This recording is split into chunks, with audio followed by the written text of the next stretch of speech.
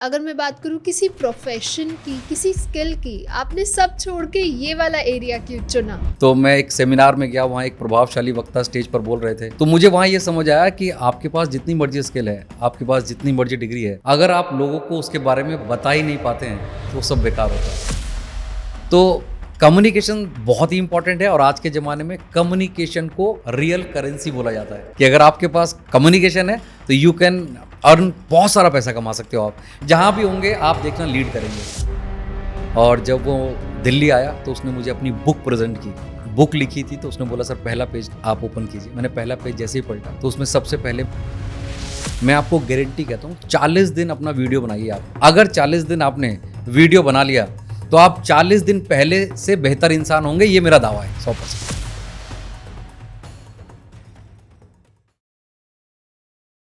Hello and welcome everyone, मैं हूँ आपकी होस्ट और दोस्त ज्योति। आज वेलकम करती हूँ एक नए एंड मोटिवेशनल पॉडकास्ट में। मोटिवेशनल क्यों बोला मैंने?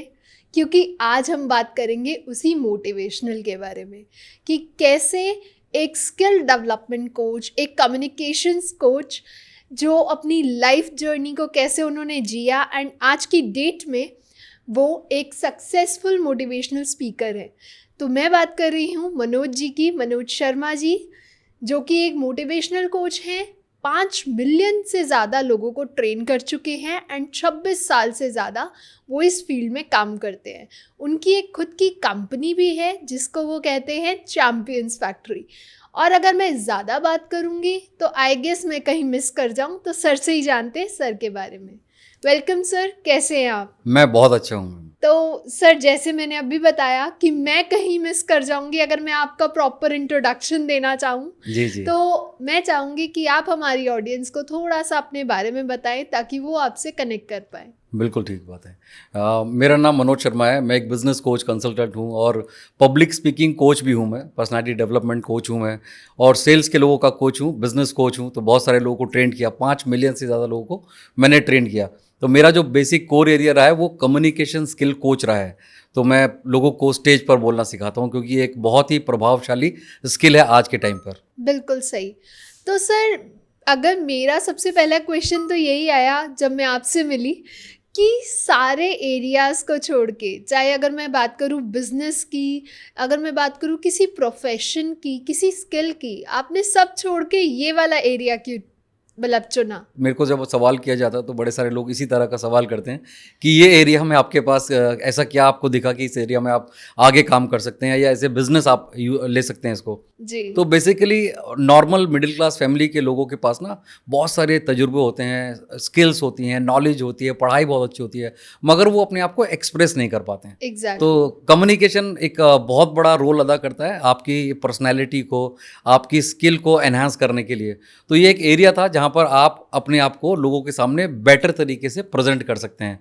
तो पहली बार जब मुझे ऐसा लगा कि मुझे इस फील्ड में आना चाहिए तो मैं एक सेमिनार में गया, वहाँ एक प्रभावशाली वक्ता स्टेज पर बोल रहे थे, तो मुझे वहाँ ये समझ आया कि आपके पास जितनी मर्जी स्किल है, आपके पास जितनी मर्जी डिग्री है, अगर आप लोगों को उसके बारे में बता ही नहीं पाते हैं तो सब बेकार होता है। तो मेरे दिमाग में यही आया कि मुझे इसी फील्ड में जाना चाहिए और बहुत सारे लोग जो हिंदुस्तान में इस स्किल से वंचित हैं, अपने आप को प्रेजेंट नहीं कर पाते हैं, उनको मैं हेल्प कर सकूं और एज ए बिजनेस इसको लूं और लोगों को ज़्यादा से ज़्यादा लोगों को सिखा पाऊँ। Okay, that's great. तो सर, 26 साल की जो आपकी जर्नी है वो काफ़ी ज़्यादा रोलर कोस्टर राइड रही होगी आपके बहुत लिए। बहुत। आपने बहुत कुछ देखा होगा, बहुत कुछ सीखा होगा, बहुत कुछ सिखाया भी होगा।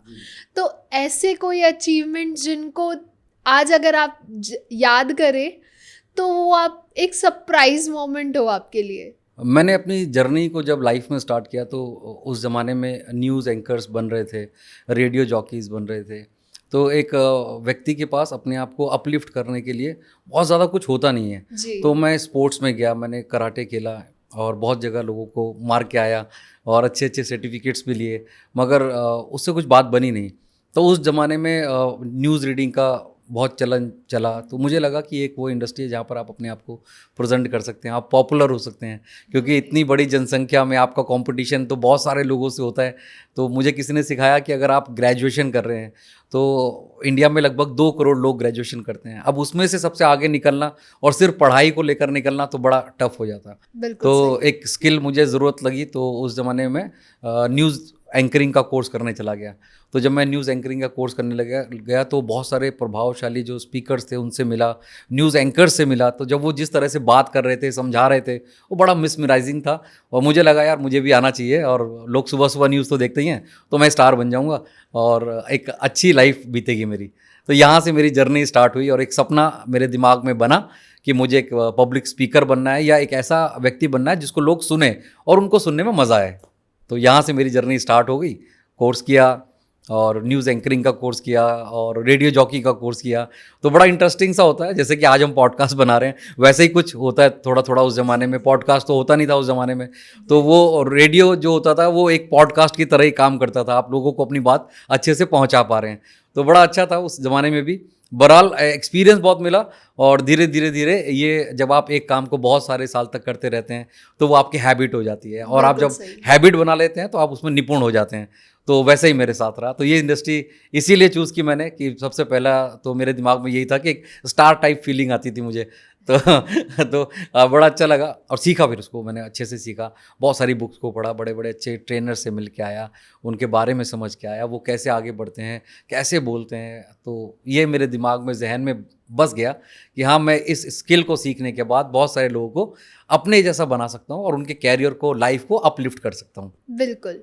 सर, अगर मैं बात करूँ पब्लिक स्पीकिंग की, तो इसको हम एक्स्ट्रा स्किल्स में रखते हैं जो हमारी एकेडमिक के साथ एक एक्स्ट्रा स्किल होती है, लेकिन आपने इसी को अपना करियर बना लिया। हाँ, तो वो क्या मोटिवेशन था? आपको ये समझना पड़ेगा, आज 2025 चल रहा है। तो एग्जैक्टली। बड़े सारे लोग कम्युनिकेशन को बहुत ही ऑर्डिनरी चीज़ मानते हैं कि ऐसा कुछ नहीं है। और मेरे बहुत सारे लोग अच्छे एचआर हैं जो रिक्रूट करते हैं लोगों को। तो जब मैं उनसे मिलता हूँ, उनसे बात करता हूँ, जो कॉरपोरेट के बड़े लोग हैं, तो वो बोलते हैं आज एजुकेशन का कोई बहुत बड़ा रोल नहीं है, बिल्कुल। क्योंकि आज के बच्चे 99%, 98% ले आते हैं। तो उनके पास भी जब बच्चे आते हैं अपना जॉब के लिए इंटरव्यू देने, तो वो कंपनी वाले का भी पहला एस्पेक्ट ये होता है कि उसके पास एक्स्ट्रा चीज़ क्या है। एग्जैक्टली। तो कम्युनिकेशन एक एक्स्ट्रा स्किल होती है जो परफॉर्मेंस को इन्हेंस कर देती है। तो कम्युनिकेशन बहुत ही इंपॉर्टेंट है और आज के ज़माने में कम्युनिकेशन को रियल करेंसी बोला जाता है कि अगर आपके पास कम्युनिकेशन है तो यू कैन अर्न, बहुत सारा पैसा कमा सकते हो आप। क्योंकि जब आपके पास कम्युनिकेशन होगा, अपने आप को अच्छे से रिप्रेजेंट कर पाएंगे, आप अपने दोस्तों में अच्छा रिप्रेजेंट कर पाएंगे, कोलीग्स में, अपने ऑफिस में, जहाँ भी होंगे आप देखना लीड करेंगे। और Exactly. अगर आप ऐसा भी समझ सकते हैं कि अगर आप 5 लोग बैठे हैं और जो ज़्यादा बोल रहा है वो उस पूरी कन्वर्सेशन को होल्ड करके रखता है हमेशा। तो कम्युनिकेशन का एक बड़ा पार्ट है और ये एक्स्ट्रा स्किल नहीं है, ये मेन स्किल है। और मेरे नज़र में कम्युनिकेशन आज के दौर की करेंसी है। एग्जैक्टली। सीधी बात तो ये ये है। बात तो आपने बिल्कुल सही कही। बिना कम्युनिकेशन स्किल के हाँ, इवन आपके पास जितनी मर्जी नॉलेज हो, आप एक्सप्रेस नहीं कर पा रहे तो आपका कोई फायदा कोई नहीं फ़ायदा नहीं है। और बहुत सारे लोगों का ये डर रहता है बोलने में। लोग अपना 10 लोगों के सामने अपना नाम नहीं बता सकते हैं। वो 1 टू 1 आपसे चिट चैट बहुत अच्छा कर सकते हैं, 1 टू 1 करने में बहुत अच्छे हैं, मगर जैसे ही 10 लोग 20 लोग मिलेंगे तो वो शाय फील करते हैं। तो बड़ा, और ये ह्यूमन काइंड का एक नेचर भी होता है कि हर आदमी उस तरह से नहीं पहुंच पाता है। एग्जैक्टली। तो उनको कभी स्टेज नहीं मिलता है। तो आप जब अपने आप को अच्छे से एक्सप्रेस कर पाते हैं, अपने आइडियाज़ को एक्सप्रेस कर पाते हैं, तो आपके पास बहुत सारे चांसेस मिल जाते हैं, बढ़ जाते हैं। आज स्टार्टअप इंडिया आप देख रहे हैं, पूरी इंडिया में चल रहा है। स्टार्टअप के लिए लोग फंडिंग रेज करते हैं जी। और बहुत सारे शोज़ भी आप देख रहे हैं, कितने सारे शोज़ आ रहे हैं इसके ऊपर। बच्चे आते हैं, लड़के आते हैं, लड़कियाँ आती हैं, छोटे घर से भी आते हैं, बड़े घर से भी आते हैं, अपना आइडिया एक्सप्रेस कर पाते हैं। तो आप ये चीज़ ध्यान से देखिएगा उस पूरे शो में। शार्क इंडिया जैसा, शार्क टैंक जैसा बहुत सारे शोज़ और भी आ चुके हैं। तो वहाँ पर जो अपने आप को अच्छे से एक्सप्रेस कर पा रहे हैं वो फंडिंग ले जाते हैं। एग्जैक्टली। तो आइडियाज़ तो बहुत सारे लोगों के पास होता है, मगर एक्सप्रेस करना हर आदमी के पास नहीं होता है। एग्जैक्टली। तो इसलिए कम्युनिकेशन आज के दौर की करेंसी है। Okay, that's great. तो सर, कोई अचीवमेंट बताइए जो आपने अपने स्टूडेंट में देखा हो कि आपकी स्किल को सीखकर उसने अपनी लाइफ में अचीवमेंट कहीं ग्रैब करी हो। ये एक टीचर्स के लिए बड़ी प्राउड की बात होती है। एग्जैक्टली एक प्राउड मोमेंट Proud होता है कि moment होता उनके है, सिखाए हुए सिखाया हुआ स्टूडेंट्स आदमी। एक जी अच्छे लेवल पर है। जी जी जी। और बहुत सारे लोगों का नाम लेना सही नहीं रहता है कभी भी, मगर बहुत सारे लोग दिल्ली एनसीआर यहाँ के बहुत सारे आज ट्रेनर हैं, बिजनेस कोच हैं, और अगर आप उनकी वीडियो देखेंगे और आप मेरी पुरानी वीडियो देखेंगे, उन्होंने पूरा कॉपी किया मुझे और सीख के गए। तो बहुत सारी ये इंडस्ट्री भी आपको सीखने जैसी है, कॉपी करने जैसी है। तो जब तक आप किसी को कॉपी नहीं करेंगे तो आप, और फिर उसका रियाज नहीं करेंगे, तो आप अपना बेटर वर्जन नहीं निकाल पाएंगे। एग्जैक्टली तो छत्तीसगढ़ से भी एक व्यक्ति है जो आज राइटर भी हैं। तो मेरे जीवन का सबसे बढ़िया जो पल रहा वो उस लड़के के साथ रहा जो मेरे साथ 10-12 साल बिताए। उसने हमारे साथ कम्युनिकेशन सीखा, स्टेज परफॉर्मर बना और बहुत अच्छा बोलता है आज भी। और पूरा कॉपी किया उसने, जिस तरह का मैं कपड़ा पहनता हूँ उसने वैसा कपड़ा पहनना शुरू किया, जिस तरह से बात करता हूँ, जिस तरह से मैं बॉडी लैंग्वेज यूज़ करता हूँ, उसने पूरा का पूरा डिट्टो कॉपी किया। और एक दिन उसने मुझे फ़ोन किया कि सर मैं दिल्ली आना चाहता हूँ। और जब वो दिल्ली आया तो उसने मुझे अपनी बुक प्रेजेंट की। वाओ तो उसने बुक लिखी हुई थी, और जब बुक लिखी थी तो उसने बोला सर पहला पेज आप ओपन कीजिए। मैंने पहला पेज जैसे ही पलटा तो उसमें सबसे पहले मेरा नाम लिखा हुआ था कि ये बुक समर्पित है मनोज शर्मा जी को। तो बहुत ही प्राउड मोमेंट था मेरे लिए एग्जैक्टली कि आपका सिखाया हुआ व्यक्ति और एक शिखर पर पहुंच जाता है और आपके बारे में अपनी किसी बुक में या कहीं पर मेंशन करता है। तो ये एक बहुत ही अच्छा पल था मेरे लिए कि उस लड़के ने, आज भी बहुत अच्छा ट्रेनर है, बहुत अच्छा नाम है उसका इंडिया में, और बुक्स में जब उसने पहली बार लिखा तो वो मेरे लिए सरप्राइजिंग मोमेंट था और एक प्राउड मोमेंट था मेरे लिए। बिल्कुल सही।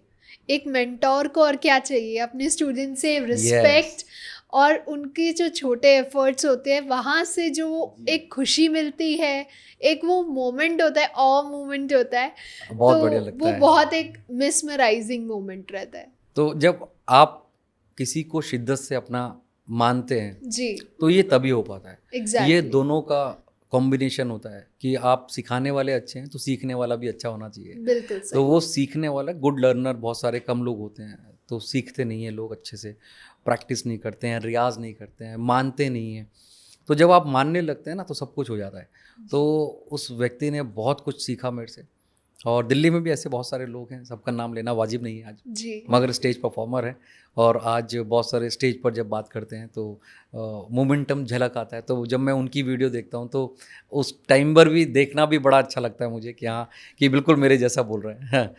तो ये प्राउड मोमेंट है, और एक टीचर के लिए या कोच के लिए, मेंटोर के लिए।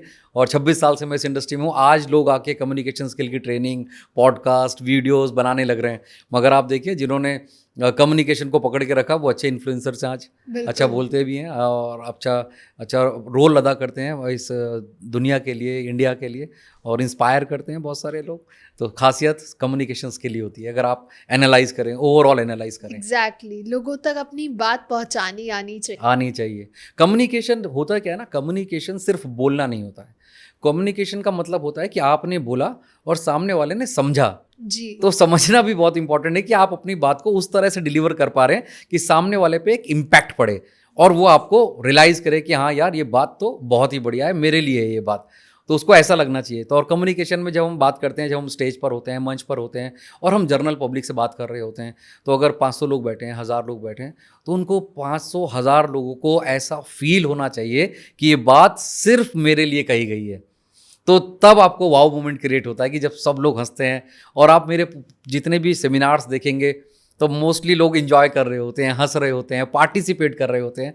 तो कम्युनिकेशन में बहुत बड़ी पावर है। ऐसे बहुत सारे एग्जांपल्स हैं जो लोग सक्सेस हुए, और मैं ये कोशिश करूँगा। मुझे 26 साल हो चुके हैं इस इंडस्ट्री में, और मेरी कंपनी है द चैम्पियंस फैक्ट्री। जो लोग थोड़ा सा भी डरते हैं कम्युनिकेशन में, बोलने में, और मैं उनके माँ बाप से भी ये कहना चाहता हूँ, माता पिता से भी कहना चाहता हूँ, जो गवर्नमेंट स्कूल के बच्चे हैं, उनको मेरे पास ज़रूर भेजिए। मैं उनको एक बेटर, बेस्ट आदमी बना के छोड़ूंगा। और मैं बहुत सारे गवर्नमेंट स्कूल में फ्री ऑफ कॉस्ट जाके ये काम करता हूँ। अच्छा हाँ, मेरा शौक भी है और मुझे अच्छा भी लगता है, क्योंकि उसी जगह से हम निकल कर आए। और जब 10th 11th 12th का जो बच्चा होता है, और ख़ास तौर से गवर्नमेंट स्कूल का बच्चा होता है, क्योंकि पब्लिक स्कूल में तो डिबेट, कंपटीशन, इस तरह की चीज़ें चलती रहती हैं, और एग्जैक्टली वहाँ पर उन लोगों को वो सब मौका, मंच नहीं मिल पाता है। तो मैं चाहता हूँ कि उन लोगों को एक ऐसी चीज़ दे के आऊँ जो लाइफ में उनके काम पे आए। बिल्कुल सही। That is so great. Sir जो अभी आपने मेंशन किया अपनी कंपनी के बारे में, द चैम्पियंस फैक्ट्री, तो थोड़ा उसके बारे में बताइए कि ये मोटिवेशन कहाँ से आया कि मुझे इसको फुल फ्लेश्ड अपना बिजनेस बनाना है? जब आप कोई भी स्किल होती है वो आपको बिजनेस की तरफ ले ही जाती है बेसिक। जी। तो आपके पास कुछ लर्न करते हैं जब आप, तो बहुत सारे लोग आपसे मिलते हैं। तो पहले एक इंटरनेशनल कंपनी थी, वहाँ पर मैं गया। जब मैंने अपना कोर्स शुरू किया था, छोटा छोटा कोर्स करता था, 15 लोगों को बुला के काम करता था, 1,000 रुपये फ़ीस होती थी बच्चों की। वो मुझसे सीखते थे, फिर उनके पेरेंट्स मुझसे मिलने आते थे कि जब उनको बच्चे में फ़र्क नज़र आया उनको, और वो पावर नज़र आई कि ये बच्चा पहले 6 महीने दूसरा था, अभी 6 महीने बाद दूसरा हो गया है। तो इस तरह से इंस्पिरेशन मिली। तो बहुत सारे पेरेंट्स ने मुझे, कुछ अच्छे प्रोफाइल के पेरेंट्स थे जो कॉरपोरेट्स में जॉब करते थे, काम करते थे, उन्होंने मुझे अप्रोच किया कि आप हमारे कॉरपोरेट में आके भी ट्रेनिंग दीजिए। तो जब मैं ट्रेनिंग देने गया तो फिर उन्होंने मुझसे पूछा कि ये पूरा हमारा बिज़नेस इस तरह से चलता है, तो आप कैसे इसमें हेल्प कर सकते हैं। तो मेरे पास कम्युनिकेशन स्किल के साथ बिज़नेस स्ट्रैटेजी भी बनाता था, मैं सेल्स कोच भी था। मैं तो सेल्स के लिए भी लोगों को ट्रेन करता था। तो सेल्स का काम करने लग गया, बिकॉज सारी चीज़ सीखना, तो सब कुछ घुमा फिरा के अगर बात करूं तो वो कम्युनिकेशन पर आकर ही ठहर जाता है। बिल्कुल तो फिर सही। लर्न किया मैंने, सेल्स कोच बना, तो फिर सेल्स की ट्रेनिंग देने लगा लोगों को, उनका रेवेन्यू जनरेट करने लगा। तो फिर मुझे लगा कि जब मैं उनका रेवेन्यू जनरेट करता हूँ तो उसको एक प्रॉपर बिजनेस के तौर पर हम करते हैं। तो मैंने एक कंपनी को बनाया उस टाइम पर, the champions factory, creating sales champions. तो फिर इस तरह से 1 to 1 लोगों ने मुझे सराहा। तो ये रेफरल का काम रहा, लोगों को मैं अच्छा लगा, कॉरपोरेट में अच्छा लगा, कुछ इंश्योरेंस के लोगों को मैं अच्छा लगा। तो फिर इंश्योरेंस फील्ड के लोगों को समझाने लग गया। तो इंश्योरेंस के बहुत सारे लोगों को समझाया मैंने, प्रॉपर्टी वाले को बहुत बहुत सारे लोगों को समझाया। तो हाई टिकट सेल्स कैसे होती है, बिज़नेस को चलाना कैसे होता है, मतलब आपके पास फंड्स है बट आप चला नहीं पा रहे हैं, तो सेल्स एक इंपॉर्टेंट फैक्टर है। आदमी खरीद सकता है मगर बेच सब नहीं सकता। बिल्कुल सही। तो बेचना आना चाहिए, तो बेचना सीखा हमने, सेल्स का एक फंडामेंटल बनाया, बुक लॉन्च की हमने एक। तो बहुत सारी चीज़ें हमने बनाई कि लोगों को कि किस तरह सेल्स होनी चाहिए, तो रेवेन्यू जनरेट किया। तो फिर प्रॉपर एक बिज़नेस के तौर पर ये हमारे अंदर ही आ गया कि हमें ये बिज़नेस ही करना चाहिए। देन भी एक कंपनी बनाई, द चैम्पियंस फैक्ट्री, उसमें अपनी टीम को बुलाया, फिर हमने टीम के साथ काम करना चालू किया और इंडिया में हर जगह जाके काम किया और बहुत सारे कॉर्पोरेट को ट्रेंड किया, बहुत सारे इंश्योरेंस को ट्रेंड किया, बहुत सारे डायरेक्ट सेलिंग की कंपनीज़ हैं आजकल, पिछले 10-12 साल में बड़ी पॉपुलर रही 10-12 साल में। तो वहाँ पर भी हमें फिर काम बिज़नेस मिला। तो एक प्रॉपर बिज़नेस चैनल बना और हमने लोगों को सिखाया, उनका रेवेन्यू जनरेट हुआ और हमने पैसा कमाया। तो एक बिज़नेस के तौर पर हमने इसको लिया। Okay, that's great. तो सर, अगर किसी बिगनर को पब्लिक स्पीकिंग सीखनी हो तो उसका फर्स्ट स्टेप क्या होना चाहिए? तो फर्स्ट स्टेप तो अगर उसको लगता है कि मेरे अंदर ये स्किल हो तो शायद मैं बेटर कर पाऊँगा, तो मुझे लगता है कि आपको एक कोच की ज़रूरत पड़ेगी। बिकॉज एक बेस्ट फ्रेंड और एक कोच होना बहुत ज़रूरी है लाइफ में। और मैं लोगों को बोलता हूँ जिनके बेस्ट फ्रेंड्स होते हैं उनको हार्ट अटैक कम आता है क्योंकि वो सब निकाल देते हैं, तो लोग अंदर रखते हैं कई बार। तो एक बेस्ट फ्रेंड जरूर होना चाहिए और एक कोच जरूर होना चाहिए आपकी लाइफ में, कि जो आपको मेंटोर करे कि भाई आपको अभी क्या करना है, 1 दिन में, 10 दिन में, 1 साल में, तो एक प्लान बना के आपको दे, उस पर आप काम करें। तो जो लोग आज कम्युनिकेशन को लेना चाहते हैं, इस स्किल में आगे बढ़ना चाहते हैं, तो पहले तो वो घर से शुरू करें। मतलब आप बोलना एक प्रैक्टिस का रोल है। और आजकल तो सोशल मीडिया आ गया है, मैं आपको गारंटी कहता हूँ 40 दिन अपना वीडियो बनाइए आप, बिना सोचे कि बैकग्राउंड क्या है, बिना सोचे कि आप कैसा दिख रहे हैं, आपने क्या पहना है। अगर 40 दिन आपने वीडियो बना लिया तो आप 40 दिन पहले से बेहतर इंसान होंगे, ये मेरा दावा है 100%। जी। तो 40 दिन की एक प्रैक्टिस कर लें, वीडियो में बोलें। पहली वीडियो बनाएंगे तो आपको बड़ा अजीब लगेगा, बहुत सारी गलतियां होंगी। दूसरे दिन की वीडियो में पहली वाली गलती नहीं दोहरानी है, तो आप लिखिए कि उसमें क्या क्या क्या गलतियां हुई आपसे, उसको रेक्टिफाई कीजिए। और मेरा यह दावा है कि 40 दिन के बाद आप पुराने 40 दिन से बेहतर आदमी होंगे।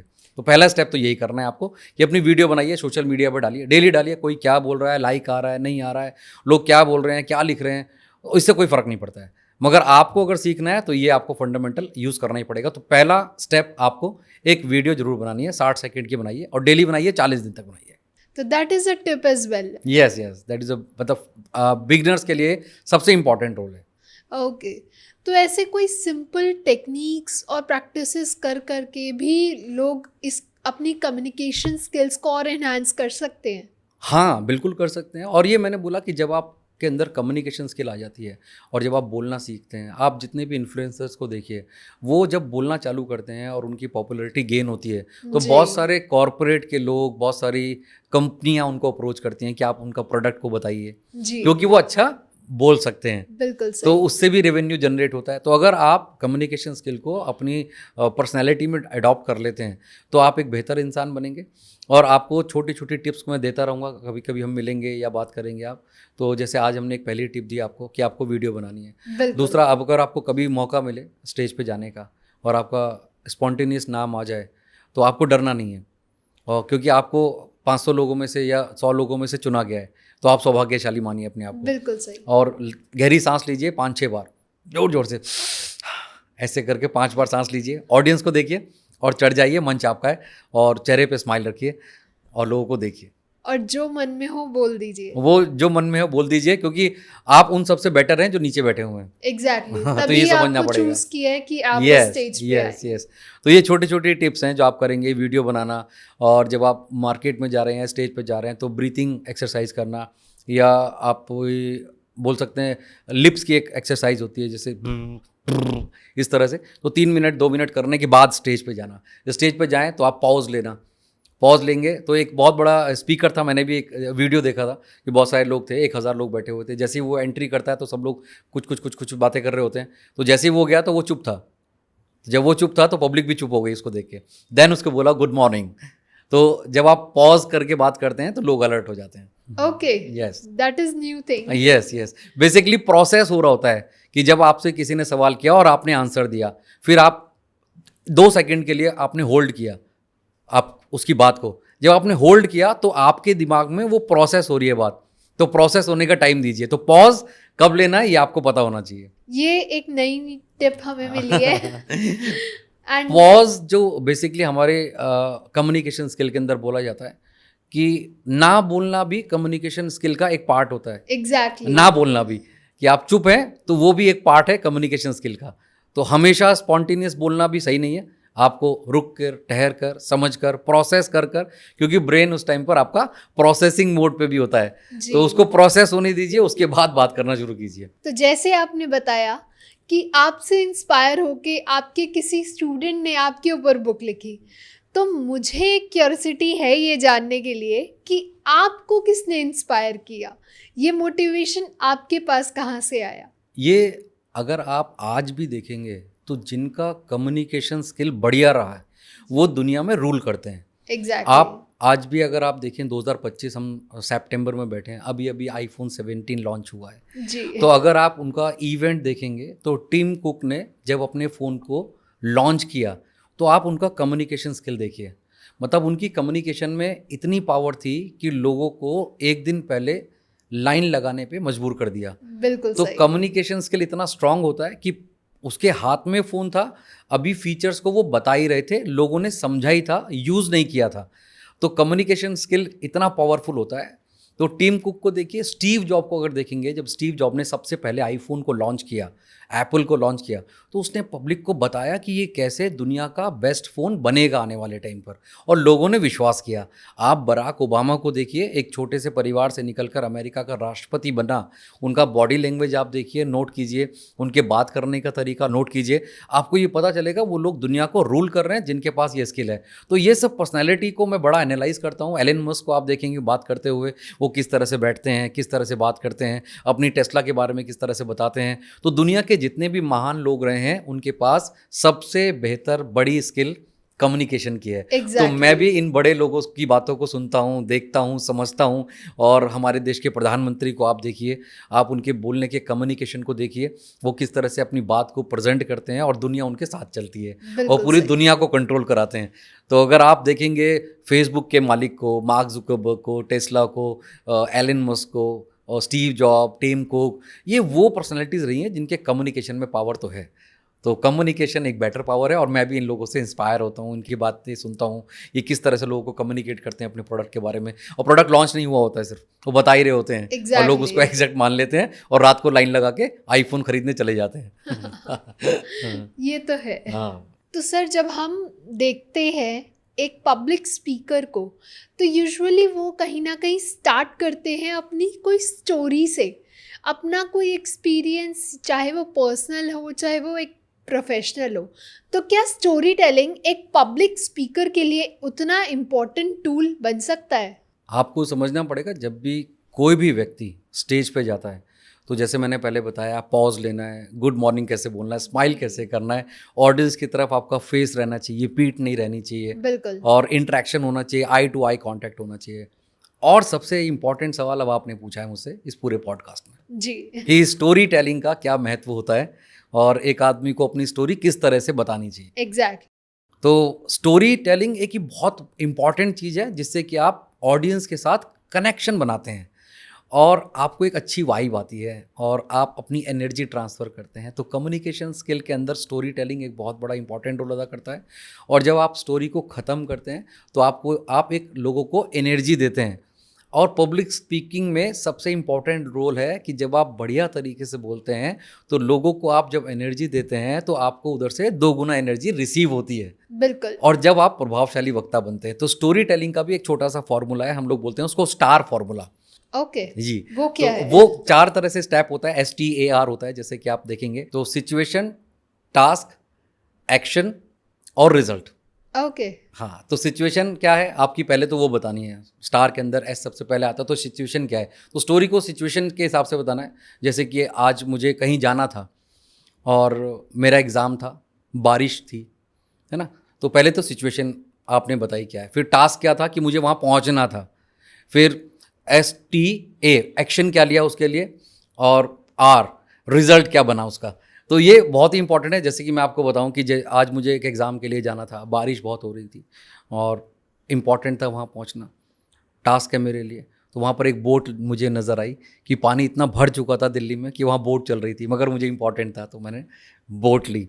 फिर उसका रिज़ल्ट क्या आया, मैं वहाँ पहुँच गया। अगर आप बॉडी लैंग्वेज को भी इसमें इनरोल करेंगे तो स्टोरी टेलिंग में जब आप कम्युनिकेशन करते हैं तो एक बॉडी लैंग्वेज का होना बहुत ज़रूरी है कि जब आप कोई प्रोग्राम या कोई भी स्टोरी को डिस्क्राइब कर रहे हैं तो आपका कम्युनिकेशन, वॉइस मॉड्यूलेशन उसी तरीके का होना चाहिए।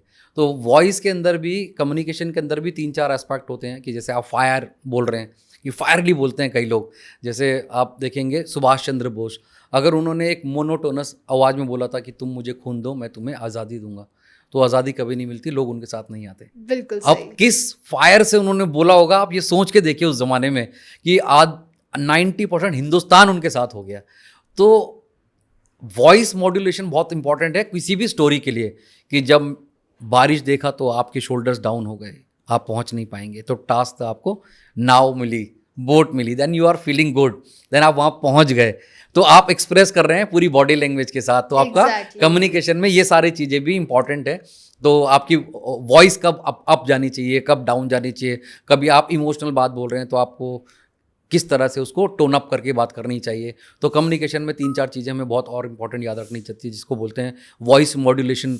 हमारे को आना चाहिए कि हम जब खुश हैं तो कैसे बात करनी है, जब स्टोरी में आपने कुछ अचीव कर लिया तो आपको कैसा फील होना चाहिए, एक एक्साइटमेंट आपको कैसे क्रिएट करना है, सैडनेस अलग होना है। तो आप समझ रहे हैं मेरी बात को अब धीरे धीरे तो बाकी हमारे ऑडियंस भी समझेगी कि जब आप स्टोरी बोल रहे होते हैं तो आप एक अच्छा कनेक्शन बिल्ड करते हैं और एक ऑथेंटिक कनेक्शन बिल्ड करते हैं। और किसी ने बहुत बढ़िया बात बोली है कि जब आप स्टोरी के थ्रू शुरू करते हैं या एंड अप करते हैं तो आप ऑडियंस के अंदर 60% ज़्यादा रिकॉल रहते हैं। अच्छा। हाँ, कि जब आपकी बहुत सारी चीज़ें लोग भूल सकते हैं मगर स्टोरी नहीं भूल सकते हैं, तो आपको जो याद रखने की उनकी कैपेसिटी है वो 60% बढ़ जाती है। तो स्टोरी टेलिंग बहुत इंपॉर्टेंट रोल है।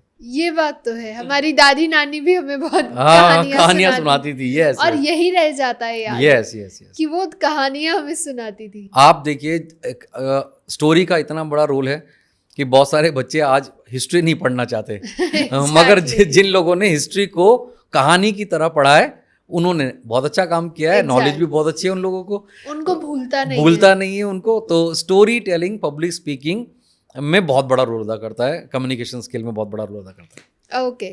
और अगर किसी को अपनी कम्युनिकेशन स्किल एनहांस करनी है तो उसको क्या क्या टिप्स करने चाहिए? मेरे को लगता है 3-4 टिप्स तो बहुत ही इंपॉर्टेंट है। जैसे कि आपको अपना, मैंने बताया, वीडियो बनाना है पहले तो जी, और डेली में हैबिट डालनी है। जब आप प्रैक्टिस करेंगे तो आपके अंदर एक अच्छी और बेहतर और सरलता आ जाएगी आपके अंदर। बिल्कुल। तो आप नॉर्मल लाइफ से अलग हो जाएंगे। 30-40 दिन का प्रोसेस है, इसको ज़रूर कीजिए।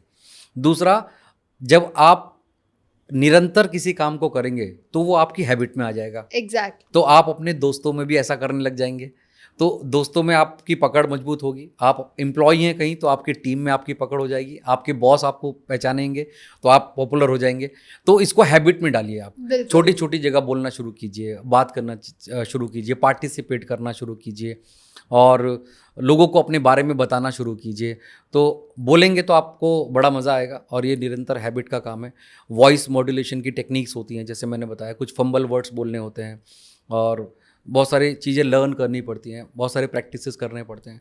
तो कुछ चीज़ें इंपॉर्टेंट है जो मैंने बताया आपको, एक तो मोबाइल में वीडियो रिकॉर्ड करना, दूसरा वॉइस मॉड्यूलेशन को देखना। अच्छा, जब आप वीडियो बनाएंगे तो उसमें ये सारी चीज़ें नज़र आएंगी आपको। तो ये मेन एस्पेक्ट हो गया। वीडियो बनाएंगे तो आपको पता चलेगा कि मैं यहाँ पर टोन अप अच्छे से नहीं बोल रहा था, इसको मैं एनर्जी के साथ नहीं बोल रहा था, मेरी आइज़ ऐसी नहीं थी। तो कई लोग बड़े डरते हैं ना बात करते करते, ऐसे ऐसे करने लग जाएंगे, ऐसे ऐसे करने लग जाएंगे। तो वो आप एक चेकलिस्ट बनाइए वीडियो को देख के कि पहली वीडियो में मैंने हाथ ऐसे किया, मैंने माइक को ज़्यादा टच किया, मैंने ज़्यादा ऐसे किया, ज़्यादा ऐसे किया। तो हर दूसरी तीसरी वीडियो में वो चेक पॉइंट को आप क्रॉस करते जाएंगे तो आखिरी में आप एक प्रभावशाली वक्ता बनने के लिए तैयार हो जाएंगे 40 दिन के बाद। अच्छा। तो 3-4 टिप्स आप फॉलो कीजिए, वॉइस मॉड्यूलेशन को फॉलो कीजिए और वीडियो बनाना चालू कर दीजिए आज से ही। और ये 2-3 चीज़ें तो बहुत ही इंपॉर्टेंट है एक आदमी के लिए। सर, मैंने सुना है कि जब हमारे स्कूल में ऐसे हमें स्टेज पे जाना होता था तो मेरी मम्मा कहती थी कि मिरर के आगे बात करो, वहाँ प्रैक्टिस करो। तो क्या वो भी कम्युनिकेशन स्किल्स को इन्हांस करने में एक टेक्निक बन सकती है? ये आपने बात की जब मोबाइल नहीं थे जी।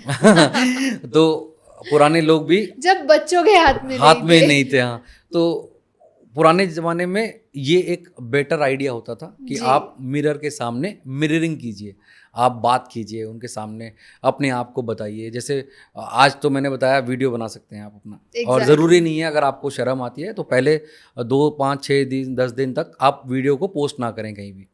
तो पहले आप रिहर्सल कर लीजिए 10 दिन तक, उसके बाद आप डालिए। तो वो जो मिरर के सामने बोलने का काम था वो आज वीडियो के माध्यम से हो जाता है। एग्जैक्टली, वो भी इनहैंस हो जाता है उसमें। तो आपको अच्छा लगेगा जब आप बोलेंगे सामने रखकर, आप जब बोलते हैं। और आप देखिएगा जब आप खड़े होकर बोलते हैं तो आपका कॉन्फिडेंस ज़्यादा बेटर होता है बोलने में। बिल्कुल। और ये इंपॉर्टेंट है हमेशा कि जब आप इस तरह की प्रैक्टिस कर रहे हैं तो वीडियो को बनाते समय आप मोस्टली खड़े होकर बात करेंगे तो ज़्यादा आपको अच्छा लगेगा एंड फील कॉन्फिडेंट फील होगा आप। बिल्कुल। तो सर, जैसे मैं आपको बता रही थी हमारे स्कूल की बातें, तो स्कूल के टाइम पे मैं काफ़ी लोगों को देखती थी जो वो काफ़ी अच्छा बोलते भी थे, लेकिन सिर्फ जब सारे स्टूडेंट्स के बीच में अगर उन्हें स्टेज पे लेके जाए तो वो नहीं बोल पाते। क्योंकि हर किसी की, कह लीजिए, वो टेक्निक नहीं है, हर किसी का बेस्ट फुट फॉरवर्ड नहीं होता। तो उसको वहाँ तक ले जाने में क्या क्या प्रैक्टिसेस वो कर सकते हैं? होता है क्या ना, ये कम्युनिकेशन स्किल को कभी भी प्रायोरिटी नहीं माना गया जी। पढ़ाई को प्रायोरिटी माना गया। बिल्कुल कि आपके नंबर अगर 98% आएंगे, 99% आएंगे, you will get the best job. मगर आज ऐसा नहीं है। बिल्कुल। आज आपके पास एक्स्ट्रा क्या है किसी भी ऑर्गेनाइजेशन को देने के लिए? कोई भी ऑर्गेनाइजेशन वही नोट करती है, एवरीवन वांट्स एक्स्ट्रा कि आप इस ऑर्गेनाइजेशन के लिए क्या बेस्ट दे सकते हैं पढ़ाई के अलावा। क्योंकि मैंने जैसे पहले भी बताया कि पढ़ाई के नाम पर तो आज बहुत सारे बच्चों के मार्क्स, कैटेगरी, परसेंटेज बहुत हायर आते हैं। बट अगर आपके अंदर एक कम्युनिकेशन स्किल है तो आप लीड करते हैं किसी भी ऑर्गेनाइजेशन को। और कोई भी ऑर्गेनाइजेशन ऐसे ही व्यक्ति को सेलेक्ट करना चाहते हैं जो उनकी ऑर्गेनाइजेशन को लीड करके आगे फास्ट फॉरवर्ड ले जाए। तो ये बच्चों को सीखना ही पड़ेगा। मैं बोलता हूँ कि सबको ये मैंडेटरी करना चाहिए। कम्युनिकेशन स्किल की प्रैक्टिस कीजिए, बुक्स पढ़ना सीखिए। और अगर आपको वीडियो बनाते समय, जैसे कि आप बार बार बच्चों से बात मेरे से पूछ रहे हैं, तो बच्चों के लिए सबसे आसान है कि आप बुक पढ़ के बोलिए। ओके। कोई भी एक पैरा सेलेक्ट कर लीजिए, 10 लाइन का, वो 5 लाइन का, 2 लाइन का, वो बोलिए पहले। फिर उसको 10 दिन 15 दिन प्रैक्टिस कीजिए तो आपको ये पता चल जाएगा कि आप किस लय में बात कर रहे हैं। तो एक ऐसा फिक्स टोन पे भी बात नहीं करनी है हमारे को। तो आप मूवी देखते हैं, आपको समझ आता है कि डायलॉग डिलीवरी क्या होती है। आजकल तो छोटे छोटे बच्चे भी बड़ी अच्छी एक्टिंग करते हैं। आपने देखा होगा। तो वो सब प्रैक्टिस ही कराते हैं। उसमें भी जब आप अच्छे इंस्टीट्यूट में जाते हैं, फिल्म मेकिंग में जाते हैं, एक्टिंग में जाते हैं, तो वहाँ पर भी कम्युनिकेशन स्किल कोच होते हैं, पर्सनैलिटी डेवलपमेंट वाले कोर्स होते हैं और वहाँ पर उनको कोचेज मिलते हैं बढ़िया बढ़िया, वो उनको सिखाते हैं। तो ये सारा बॉडी के अंदर आने के बाद एक आदमी की पर्सनैलिटी के अंदर आने के बाद वो आगे इन दुनिया में लीड करने के लिए तैयार हो जाता है मार्केट में।